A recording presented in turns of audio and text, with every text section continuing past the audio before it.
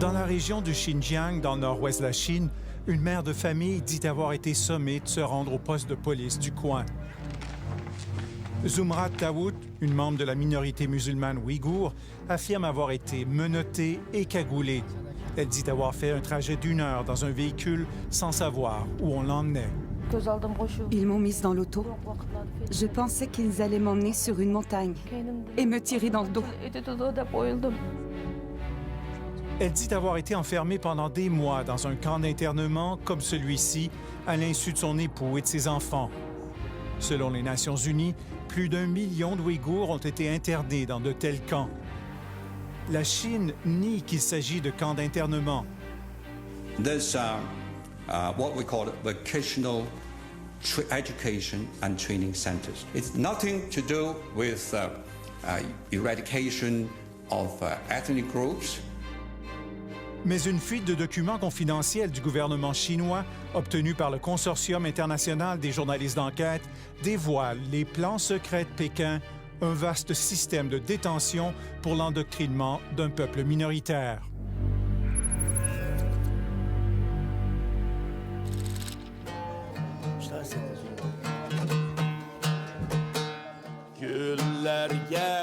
Début novembre, sur la rive sud de Montréal, des Ouïghours se rassemblent pour une soirée festive. Ils sont près de 2000 à vivre au Canada. Derrière les danses et les sourires, plusieurs n'ont pas le cœur à la fête. L'angoisse et la peur tenaillent cette communauté. Est-ce que vous avez eu des nouvelles de la famille Taraba? Les gens, ils vivent dans la peur, ils ne peuvent plus parler de rien. Tu leur demandes quelque chose, ils vont se méfier de toi. Les gens vivent dans la peur. Arki Aliev est d'origine ouïghour. Il a émigré à Montréal avec ses parents il y a 20 ans. Ils sont inquiets car ils n'arrivent plus à joindre les membres de leur famille qui vivent en Chine. Quand on les appelle sur les téléphones en ligne directe, ça ne sonne pas, on n'arrive pas à les rejoindre. Qu'est-ce qu'il y en est avec mes frères, mes sœurs? Qu'est-ce qu'il y en est avec les cousins, les cousines? Ces gens-là ont disparu, comme s'ils n'ont jamais existé. On n'a aucun signe de vie depuis déjà plusieurs années, là. Plus de 10 millions d'Ouïghours vivent dans la région de Xinjiang, dans l'extrême nord-ouest de la Chine. Cette région, riche en pétrole et en ressources minières, est stratégique pour la Chine pour assurer son approvisionnement énergétique et pour établir de nouvelles voies commerciales vers l'Occident. Les Ouïghours sont une minorité turcophone et musulmane, depuis longtemps victime de discrimination aux mains de la majorité chinoise Han. Les tensions entre les deux groupes ethniques ont mené à des émeutes et des attentats commis par des Ouïghours. Pékin a réagi avec force. Au nom de la lutte contre le séparatisme et le terrorisme, les autorités chinoises ont rendu illégales de nombreuses pratiques religieuses. Les prénoms comme Mohamed ou Fatima sont interdits pour les nouveau-nés. Même le port de la barbe est proscrit. La langue ouïghour est interdite dans les écoles. La Chine et la politique chinoise essayent d'éliminer les Ouïghours et leur religion. Donc, écoutez, tout simplement pour complètement leur effacer la culture ouïghour, la culture musulmane. Pékin cherche à assimiler les Ouïghours au sein de la culture chinoise dominante, selon la professeure Vanessa Frankville. Donc l'idée aujourd'hui, si on suit le discours chinois, c'est que pour stabiliser la région, il faut éduquer, neutraliser une certaine partie de la population. Et donc cette population, elle est majoritairement ouïghour. En 2016, la répression s'est accrue de façon marquée avec la mise en place d'un redoutable appareil de surveillance. Les caméras sont partout. Des applications espionnent le contenu des téléphones cellulaires et grâce à l'intelligence artificielle, les policiers analysent toutes ces données pour suivre à la trace une population entière. Vous marchez sur la rue, déjà les ordinateurs peuvent repérer votre face et avoir toute l'information nécessaire dans leur fichier. Donc surveillance 24 heures sur 24 sur les allées et les venues, à tous les points, que ce soit le métro, que ce soit les centres commerciaux. Il faut rentrer là avec une empreinte digitale. Je crois qu'il faut aussi voir la région ouïghour comme une région laboratoire. On est en train de mettre en place une société dystopique à la George Orwell. Grâce aux données recueillies par l'appareil de surveillance, les policiers ont ciblé des centaines de milliers de Ouïghours et dans bien des cas, on les a appréhendés pour avoir posé des gestes anodins associés à des pratiques religieuses, selon Vanessa Frankville. Dans cette liste, vous avez à la fois le jeûne, la prière, le refus de boire de l'alcool, le refus de fumer des cigarettes, mais vous avez aussi le fait d'avoir installé un VPN sur votre téléphone ou WhatsApp pour communiquer avec votre famille à l'étranger. Une fois arrêtés, les Ouïghours sont envoyés dans des camps d'internement pour les reprogrammer. Ils doivent abandonner leurs pratiques religieuses et effectuer des travaux manuels. Selon l'ONU, plus d'1 million d'entre eux ont été internés. C'est plus de 10 % de leur population. La Chine nie catégoriquement mener une campagne de répression contre les membres de cette minorité ethnique. In Xinjiang, religious freedom is fully respected. Please sit down. I'll answer your question. Okay, thank you. Lorsque confronté par nos collègues de la BBC la semaine dernière, l'ambassadeur de Chine à Londres a affirmé que les camps ne sont que de simples écoles de métier pour des jeunes qui auraient commis des fautes mineures. There's no so-called labor camps as you describe. There's what we call vocational education and training centers. They are there for the prevention of a terrorist. Mais les documents secrets obtenus par le Consortium international des journalistes d'enquête confirment qu'il s'agit bel et bien de camps de détention extrajudiciaires. Ce document confidentiel, datant de 2017, signé et approuvé par le numéro 2 du Parti communiste au Xinjiang, Zhu Hailun, dévoile les directives pour améliorer le fonctionnement de ces camps. On y parle entre autres de l'importance de prévenir les évasions en améliorant les tours de guet et en verrouillant les portes des dortoirs et des corridors à double tour. Les responsables des camps sont sommés de contrôler les activités des détenus pour empêcher les évasions pendant les classes, les repas, les pauses toilettes et les douches.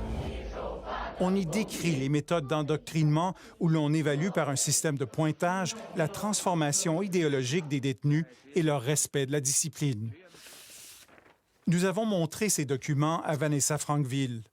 Ça révèle une toute autre réalité que ce que la Chine veut nous faire croire, et ça révèle un écart important entre ce qu'il se passe de façon officielle dans les documents qui sont partagés entre les fonctionnaires et ce qui est distribué aux audiences internationales.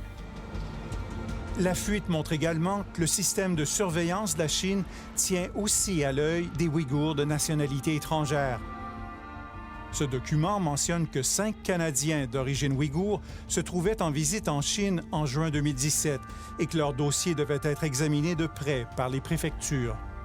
Donc ça veut dire qu'il y avait déjà une surveillance importante sur les Ouïghours à l'étranger, ce qui est déjà quelque part inquiétant parce que ce sont des citoyens non chinois, c'est des citoyens canadiens, turcs. L'ambassadeur de Chine à Londres rejette la véracité de documents qui laisseraient entendre que la Chine a mis sur pied des camps d'internement. I'm telling you the document, so-called document you're talking about is a pure fabrications.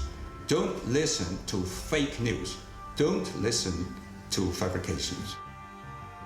Mais l'authenticité de ces documents a été confirmée par plusieurs experts. Et des témoignages bouleversants d'ex-détenus décrivent l'enfer des camps d'internement. On voyait de nos propres yeux des choses horrifiantes. Ce ne sont pas des êtres humains.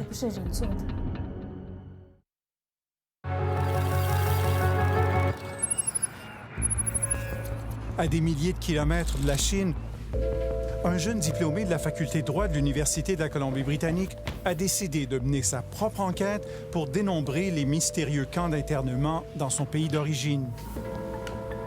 Armé d'un simple ordinateur portable, il a découvert sur des sites officiels chinois des appels d'offres liés à la construction des camps.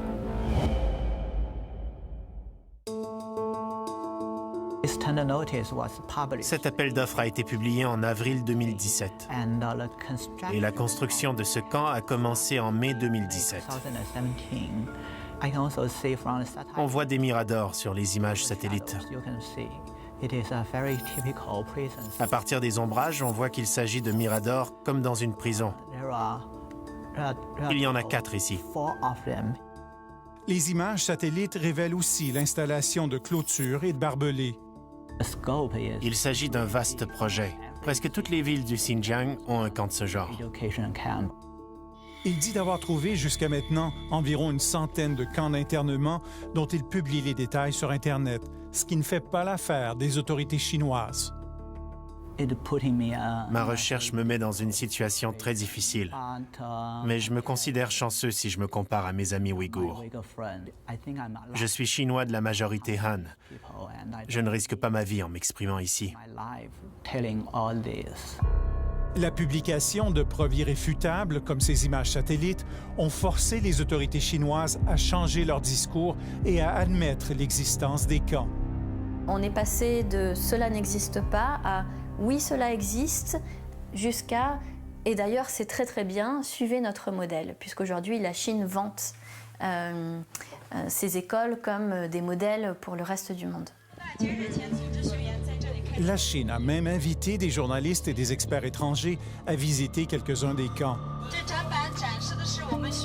En août dernier, l'historien canado-albanais Olsi Yazezi a participé à une de ces visites guidées. Il a tourné ses images avec son téléphone.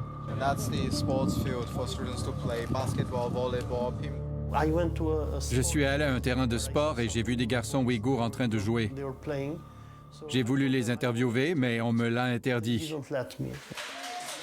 On leur montre des jeunes qui semblent s'amuser, mais en vérité, tout est soigneusement orchestré.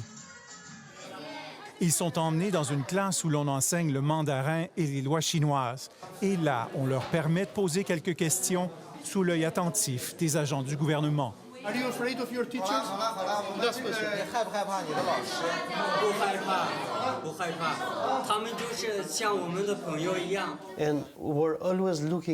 Ils étaient toujours en train de regarder leurs profs pour s'assurer qu'ils répondaient correctement. J'ai enfin décidé de les questionner. Je leur ai demandé leur nom et pourquoi ils étaient là. What is her mistake? Why she ended up here?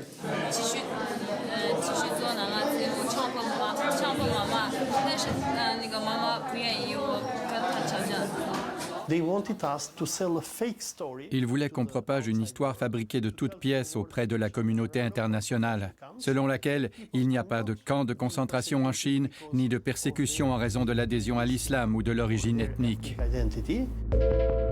En quelques clics révélateurs, Sean Zhang démontre l'absurdité de l'effort de propagande chinois dans un camp de Kashgar.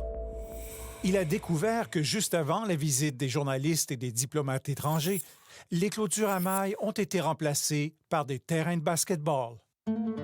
Voici les images que la Chine souhaite montrer au reste de la planète, des images tournées par la BBC lors d'une visite guidée dans le même camp. Ces jeunes jouent sur un terrain de basket-ball qui était inexistant auparavant. Le discours officiel de la Chine est aussi contredit par des témoignages bouleversants de Ouïghours en exil qui disent avoir vécu l'enfer des camps. Zumrat Dawood dit avoir été interné et endoctriné pendant 3 mois. En classe, on nous parlait du Parti communiste. On nous disait que nous étions pervertis par l'islam, que c'était une maladie contagieuse venant de l'étranger. Saregoul Tsaoudbeh, une musulmane de la minorité kazakh, dit avoir été emmenée de force dans un camp pour enseigner le mandarin aux détenus. Elle s'est confiée à nos collègues de la télévision publique suédoise SVT. Plusieurs personnes dormaient dans 1 mètre carré. Elles devaient dormir sur leur côté droit, sans bouger. Si elles bougeaient, on les punissait. Selon Saregoul, il y avait une pièce appelée la Chambre noire où elle a été battue. Elle dit que des détenus en sortaient parfois couverts de sang avec les ongles arrachés. Il y avait une chaise avec des clous pointés vers le haut. Et aussi une autre chaise. Une chaise noire, qu'ils appelaient la chaise du tigre. Elle infligeait des chocs électriques.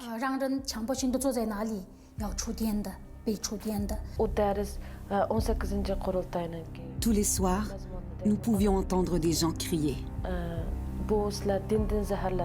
C'était comme si on les torturait.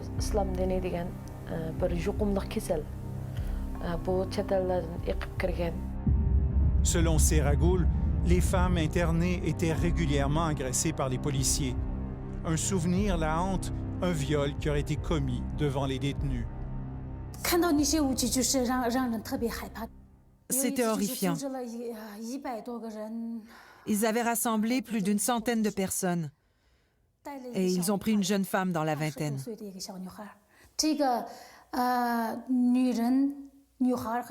Les détenus, mariés ou célibataires, étaient sexuellement torturés tous les jours. On voyait de nos propres yeux des choses horrifiantes. Ce ne sont pas des êtres humains.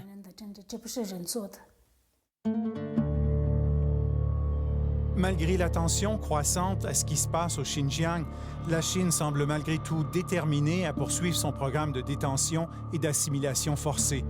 La réaction de la communauté internationale est trop timide, croit Vanessa Frankville. Je crois que la diplomatie discrète, comme on l'appelle, ne fonctionne pas, n'a pas fait ses preuves, et qu'aujourd'hui, elle est même complice de ce qui se passe. Arki Aliev, lui, espère que la communauté internationale, y compris le Canada, répondra à l'appel de détresse lancé par son peuple. Tout le monde est à fleur de peau ici, là, parce qu'on n'a aucune idée de ce qui arrive à nos proches. Sont-ils vivants? Sont-ils morts? Est-ce qu'ils sont dans des camps de concentration présentement en train de souffrir là-bas? On n'a aucune idée.